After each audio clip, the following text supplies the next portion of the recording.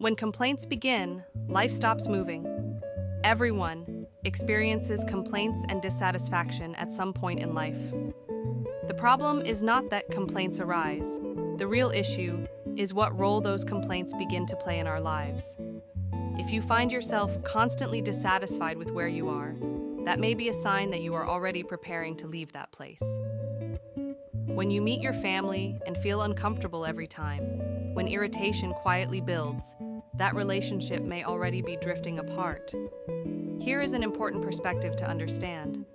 Dissatisfaction does not mean the other person is wrong. It means your heart is no longer able to accept the situation. People often say, "That person is the problem. This situation is wrong." But complaints are not created by others. They are reactions that arise within us.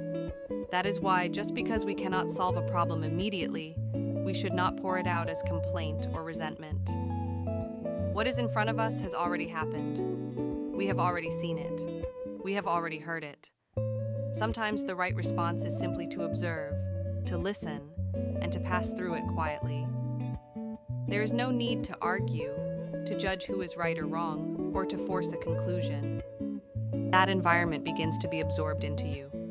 If you can look at a situation and say, this is an experience I'm going through right now, but if you reject it with resentment, this is wrong, this shouldn't be happening, then that environment can never become part of your growth.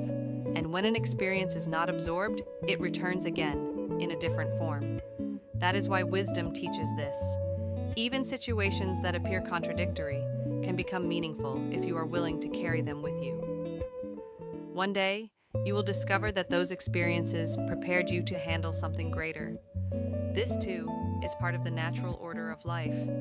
Reducing complaints does not mean suppressing your emotions. It does not mean forcing yourself to endure. Sometimes, all it takes is one simple question at the end of the day. Today, did I complain or did I learn? That question alone is already a form of study. If someone who usually complains 10 times a day simply notices and says, I reacted with complaint again today. That's not the direction I want to go. That awareness alone is already real growth. And as days pass, 10 complaints become 9, 9 become 8. Eventually, the habit of complaining begins to fade. Something interesting happens then. You naturally stop going to places filled with negativity. You begin to avoid gatherings where people criticize others, mock them, or spend their time complaining. Especially in places where people drink and speak badly about others. You slowly find yourself stepping away.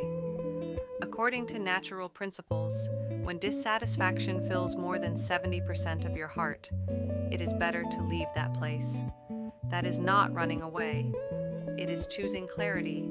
This applies to workplaces, friendships, relationships, all of it. For example, if you go to a restaurant and the food is bad and the service is poor, you simply do not go again.